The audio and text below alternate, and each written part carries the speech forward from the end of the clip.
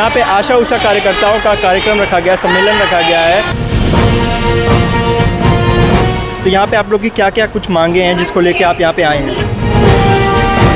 कि ये जो भीड़ है ये जिले के अलग अलग आशा उषा कार्यकर्ताओं की भीड़ यहाँ पे मौजूद है। नमस्कार, मैं उत्सव गुप्ता प्रदेश तक से इस वक्त मैं मौजूद हूँ लाल परेड ग्राउंड भोपाल में। यहाँ पे आशा उषा कार्यकर्ताओं का कार्यक्रम रखा गया, सम्मेलन रखा गया है, जहाँ पे अलग अलग आशा उषा कार्यकर्ता यहाँ पे मौजूद है जो कि अलग अलग ज़िलों से आए हैं प्रदेश के। देख सकते हैं आप मेरे पीछे भीड़ देख सकते हैं यहाँ पे किस तरीके से यहाँ पे हज़ारों की संख्या में यहाँ पे आशा उषा कार्यकर्ता यहाँ पे मौजूद है और यहाँ पे ये आए हैं अपनी मांगों को लेके।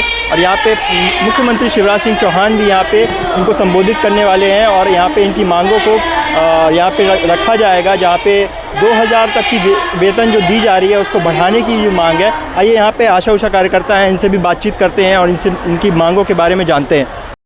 आशा उषा कार्यकर्ताओं का इतना बड़ा सम्मेलन हुआ है, यहाँ पे मुख्यमंत्री शिवराज सिंह चौहान आने वाले हैं, तो यहाँ पे आप लोग की क्या क्या कुछ मांगे हैं जिसको लेके आप यहाँ पे आए हैं? जी सर, मैं माननीय मुख्यमंत्री जी को मैं अपना प्रणाम बोलती हूँ और मैं रतलाम ज़िले से आई हूँ और उज्जैन संभाग की अध्यक्ष हूँ, जावरा ब्लॉक से आई हूँ। मेरा नाम चंदा गहलोत है।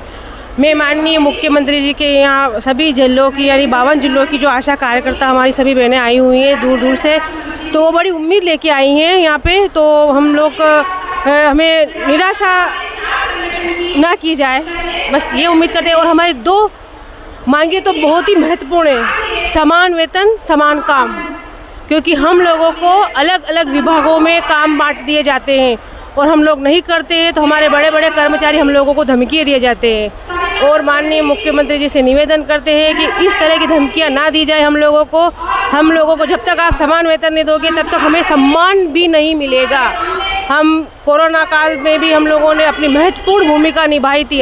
हमने अपनी जान पर खेल कर घर घर कोरोना जो पेशेंट हुए थे जिन्हें क्वारंटाइन किया गया था उनके घर तक जाके हम लोगों ने दवाई खिलवाई थी। और टीबी से लेकर मलेरिया से लेकर हेमोग्लोबिन से लेकर बच्चों की बीमारियों से लेकर निमोनिया से लेकर यानी कितनी भी प्रकार की बीमारियां होती है वो सिर्फ आशा कार्यकर्ता करती है। और माननीय मुख्यमंत्री से निवेदन है कि हमें अलग अलग प्रकार के विभागों के लोग दबाव में रखते और हमारे आयुष्मान कार्ड भी हम लोगों ने बनाए हैं और वितरित भी किए हैं।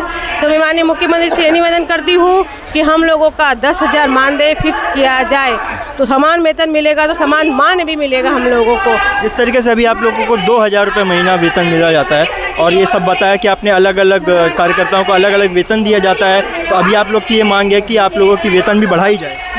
100% बढ़ाई जाए, क्योंकि जितना हम काम करते उतना हमें वेतन नहीं मिलता है। और हमारे ब्लॉकों में वेतन काट दिया जाता है।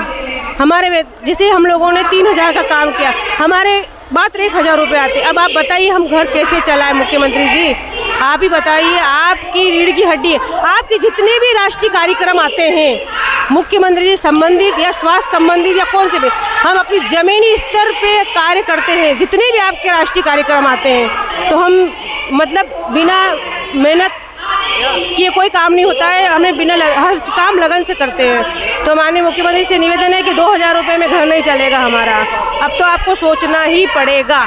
तो जिस तरीके से ये मुख्यमंत्री शिवराज सिंह चौहान प्रदेश की सभी बहनों को अपनी मतलब बहनें बोलते हैं और मामा जी आप लोग बोलते हैं जिस तरीके से, तो वो कह सकते हैं कि यहाँ पे आप लोगों की मांगों को सुनने के लिए आएंगे? आप लोग बातों को सुनने के लिए मामा जी आ रहे हैं। और मैं मामा जी से एक निवेदन और भी करना चाहती हूँ कि अभी आक्रोश कूट कूट के भरा गया है हम लोगों में, क्योंकि हम लोगों ने जो काम किया उसके दाम भी नहीं मिल रहे हैं, हमें मान सम्मान भी नहीं मिल रहा है। और मैं माननीय मुख्यमंत्री जी से निवेदन करती हूँ कि जितनी जल्दी हो सके हमारी मांगें पूर्ण की जाए, क्योंकि विधानसभा के चुनाव भी आ रहे हैं। अच्छा, जिस तरीके से आप बता रहे हैं यहाँ पे मांगे पूरी करी जाए बोला जा रहा है, अगर वो इन मांगों को नहीं स्वीकार करते तब फिर क्या करेंगे आशा उषा कार्यकर्ता? हम अपनी लगातार कोशिश तो कर रहे हैं, अगर मांगे नहीं सुनी जाए तो ये तो मामा जी खुद समझते हैं। अभी क्या आप लोगों को कोई आश्वासन दिया गया है कि आपकी मांगे सुनी जाएगी और उसको पूरी सम्मान अभी यहाँ पे बुलाया गया है हम लोगों को सम्मेलन में, जो आंगनवाड़ी का भी हुआ है, सहायिका का भी हुआ है, सचिवों का भी हुआ है, पटवारी का भी हुआ है, अब आशा कार्यकर्ता का भी होने का लेटर जारी हुआ था। 25 को 26 को भी कैंसिल हो गया। फिर हम लोगों का लेटर जारी हुआ 29 तारीख को तो हम लोगों को बुलाया गया था, तो हम लोग आए हैं और उन्होंने खुद बुलाया है, तो हम लोगों को निराशा ना करके भेजा जाए। अगर निराशा जो हुई है तो आक्रोश में आशाएं सभी जिलों की आएगी, क्योंकि वो आक्रोश अभी से दिखाने लग गई हैं। यहाँ पे आपने जैसे बस जिस तरीके से आपने बताया कि ये पैसा काटने वाली बातें हैं, ये क्या कुछ है, क्या मामला है, उसके बारे में पूरा बता सकते हैं? ये मामला बहुत बड़ा मामला है और बहुत ही घोटाले का मामला है। मैं माननीय मुख्यमंत्री जी के इस मन से कहना चाहती हूँ कि हमें जब तक फिक्स मानदेय और फिक्स काम नहीं दिया जाएगा तो हमारे साथ शोषण हो रहा है, सभी ब्लॉकों में हो रहा है। हम लोग जो बाउचर भरते हैं काम के, जो हमारी मंथली काम के बाउचर भरते हैं, वो बाउचर हम अपने ब्लॉकों में जमा करवाते हैं। वहाँ से वो हम लोगों को NRHM से मैसेज आता है कि आपने इतना पैसे का काम किया है और आपको यहाँ से दिया जा रहा है, लेकिन वो हम लोगों को खाते में बता देते हैं कि आपके खाते से मिलान करिए, लेकिन वो हमारे खाते में मतलब ये आप लोगों के खाते में एंट्री हो जाती है कि आप लोगों को मिल गया है, पर वो आपको मिलते नहीं है। नहीं है, अच्छा। मिलते नहीं है। एंट्री 5,000 की कर देते हैं, 2,000 आते हैं खाते में, मैसेज भी डाल देते तो हैं। मतलब ये आप लोगों के पैसे खा लिए जाते हैं, बीच से कहीं हटा दिए जाते हैं। खा लेते हैं। अरे मीटिंग के पैसे खाते हैं, हर चीज़ के पैसे खाते हैं, कौन से पैसे नहीं करे। इसीलिए हम लोगों को आक्रोश आ रहा है कि हम काम करते हो दाम नहीं मिलता है, क्योंकि हम लोगों को समान वेतन और समान काम मिलेगा, तो हम लोगों को ये पैसे काटने की बात हो ही नहीं गई। क्योंकि हम लोग अभी आशाओं की इंक्वायरी बिठाइए, कितने पैसे का घोटाला हो रहा है।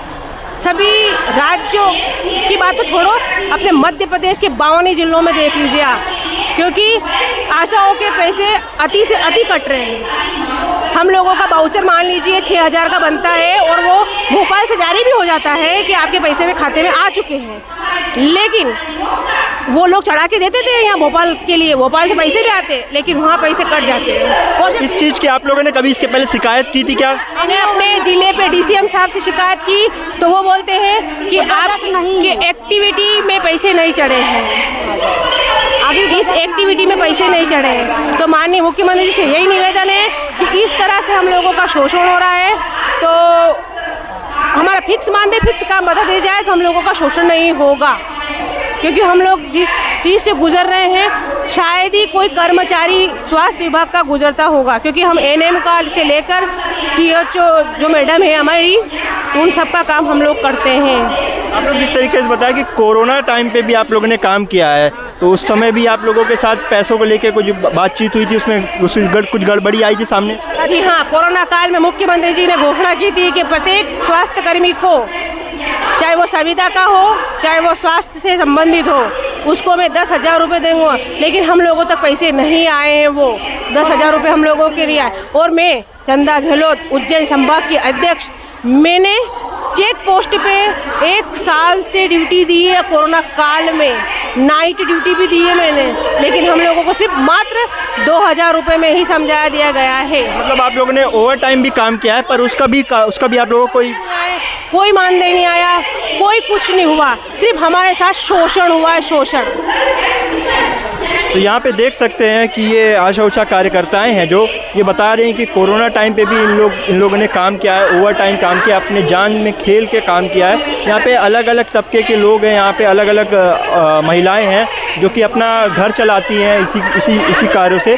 जिस तरीके से ये मुख्यमंत्री शिवराज सिंह चौहान लाडली बहना योजना के अंतर्गत भी पैसा बांटते हैं, तो क्या आप लोगों को लगता है कि जिस तरीके से उन लोगों को पैसा बांटते हैं उसकी जगह आप लोगों को भी मतलब ये जो राशि है वो देनी चाहिए इसके अलावा? जी 100%, क्योंकि लाडली बहना के फॉर्म हम लोगों ने गांव में प्रचार करवा के भरवाए हैं। हम लोगों ने, मैं अपनी बात करूं, हमारी सभी बहनों की बात करूं, हमने नाइट में 9-9, 10-10 बजे तक लाडली बहनों के फॉर्म भरवाए हैं हम लोगों ने।